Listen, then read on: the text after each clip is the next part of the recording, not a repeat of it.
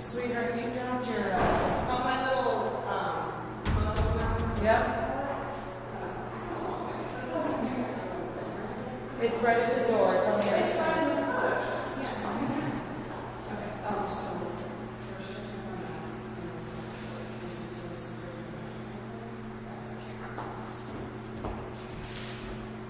Yes, right in the middle.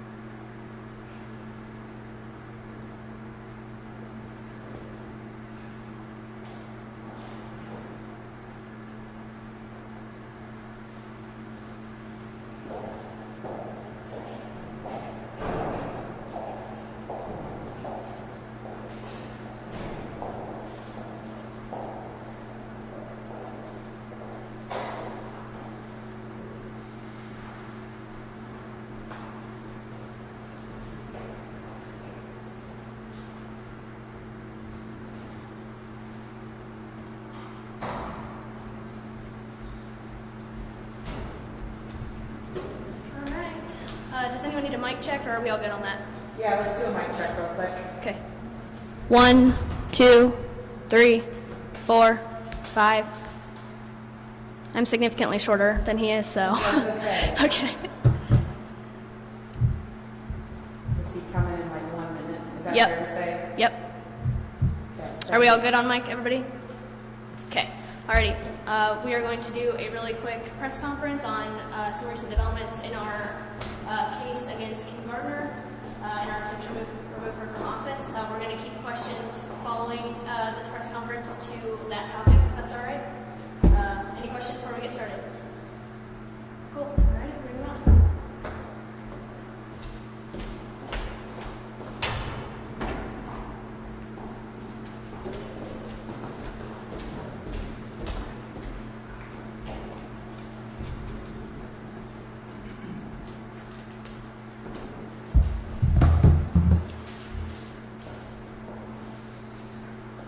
Good evening. We're here to discuss recent developments in the legal proceeding to remove the Circuit Attorney Kim Gardner in the City of St. Louis. Several things have happened in recent days that we wanted to provide an update on. The court has issued several orders. Additionally, we've uncovered new pieces of evidence indicating that the Circuit Attorney is taking nursing classes instead of fulfilling her additional duties. I'm going to give an overview of the case where it stands now.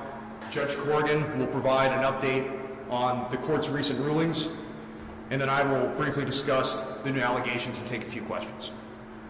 In February, after calling on the Circuit Attorney to resign, and after her refusal to do so, we initiated the legal proceeding to remove her from office. It was necessary to do so to protect the public, to restore the rule of law, and to find justice for victims. After several weeks, numerous additional witnesses had contacted my office with additional evidence establishing her unlawful refusal to do her job. My office filed a 121-page amended petition, and the Circuit Attorney asked the court to dismiss the case.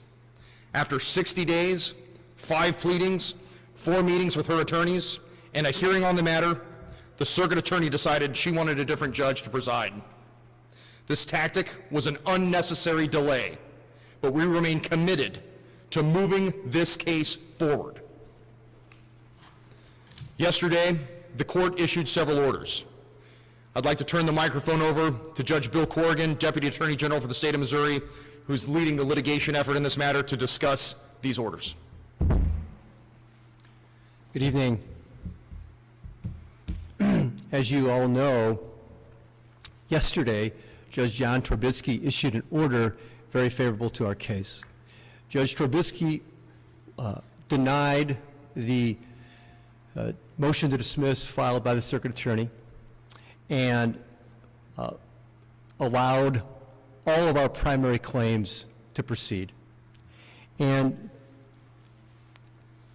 we were delighted and pleased with Judge Trubisky's ruling, and I'd like to quote part of it, because in essence it summarizes what we're arguing in this case. We, the State of Missouri, provide numerous instances in which the Circuit Attorney has failed to meet a duty, and that we, the State of Missouri, assert that these examples demonstrate a pattern and practice of her willful failure to act contrary to a known duty.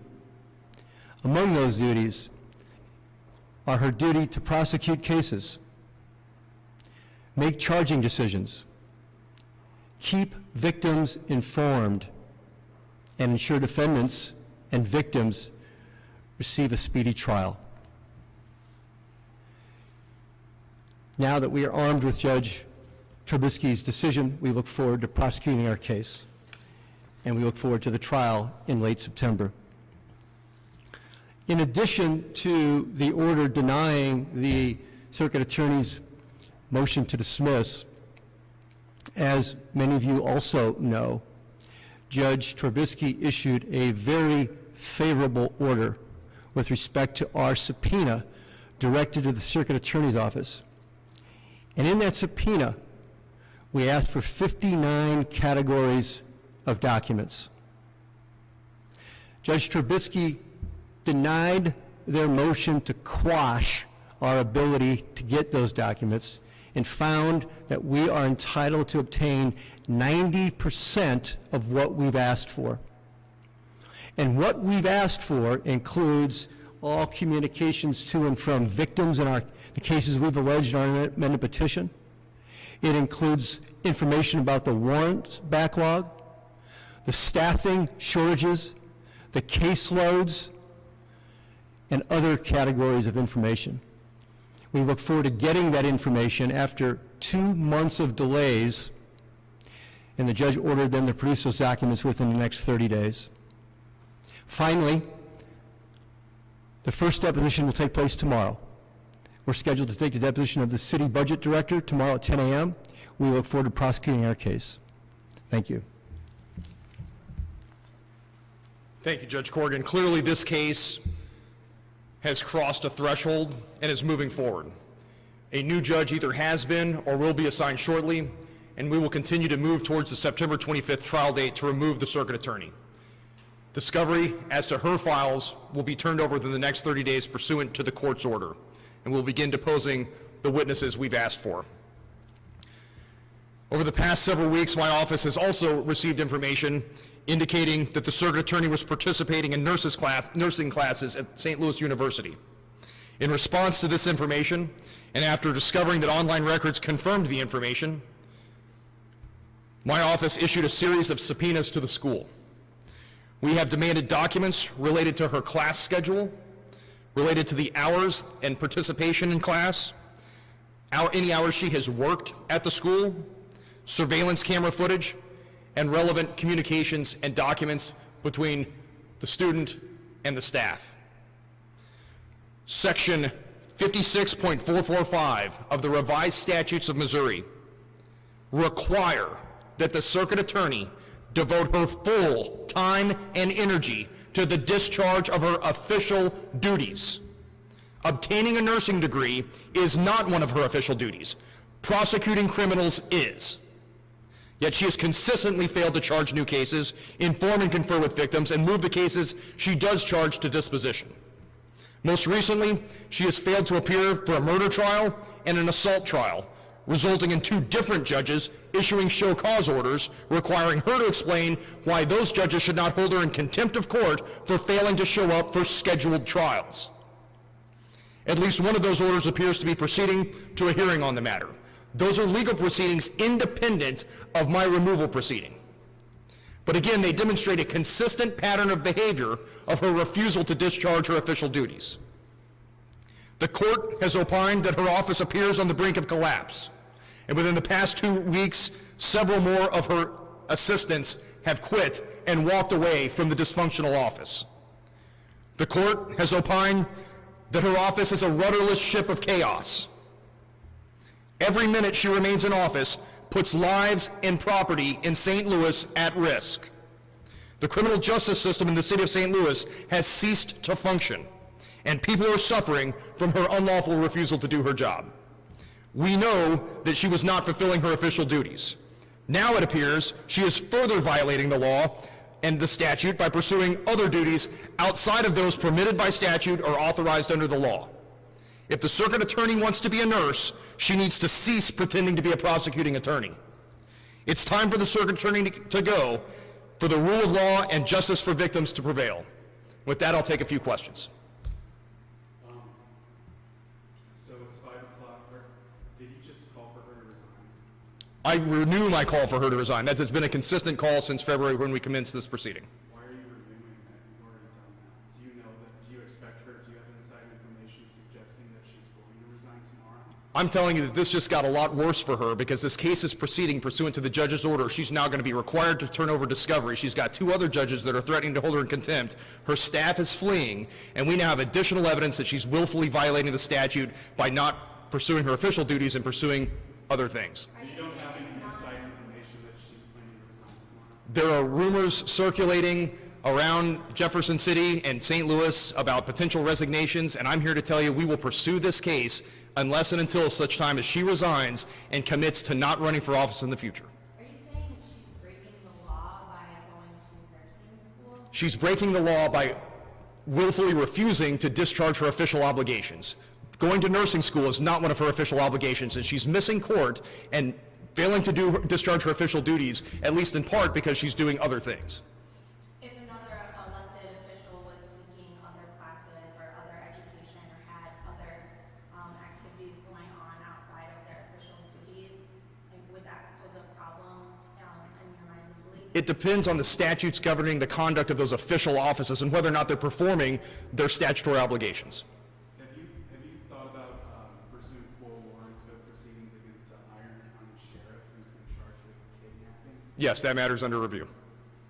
What does it say about her office that she constantly doesn't have anybody, and we see people leave her office on pretty much a weekly basis now? Well, it's unsurprising given that she's blamed her own assistants for her failures. And at the end of the day, Section 56.450 requires that she is responsible for the conduct of all criminal cases in the city of St. Louis. Can you respond to her calling this a witch hunt? Yeah, absolutely. Our 121-page amended petition speaks for itself. That's ample facts and evidence that she is unlawfully refusing to do her job, and the judge found there was enough there to proceed to a hearing, and that's exactly what we're going to do. If she does resign tomorrow, what happens to that office? Who takes over? Kind of explain what happens. Statute gives the presiding judge the ability to appoint a prosecuting attorney until such time as the governor would select someone to fill out the remainder of the unexpired portion of the term. I know that there are other regional leaders that would be ready to assist, and certainly the state has resources ready to deploy in the fight against violent crime as well. Who do you have in mind? I'm sorry? Who do you have in mind? It's not my role to pick a replacement. My role is to see that justice is done and that she's removed. How would you say her lack of duty has affected St. Louis? Well, 500 businesses have left since 2019, at least in part because of crime. We know that there are victims that are not receiving justice, that show up to court for a trial date that's been scheduled for months, and then she refuses to appear and refuses to send assistants to appear to prosecute those cases. So people are suffering. Can you offer assistance? You can do that, right? Can you offer assistance, She's been offered assistance numerous times from numerous different entities. including yours? My office has not offered assistance. I know she was offered assistance previously under previous administrations. Between the time that I took office and we initiated the quo warranto proceeding, there was no exchange about taking over cases in the city of St. Louis. In other words, there was not an opportunity to do so. Deposition tomorrow, you said, of who? City Budget Office. And after that, is there anyone else planned that works for the city for depositions moving forward, and if so, who are they? The Comptroller's Office deposition is scheduled for May 11, and that's the next and only other deposition scheduled at this point in time. Thank you all.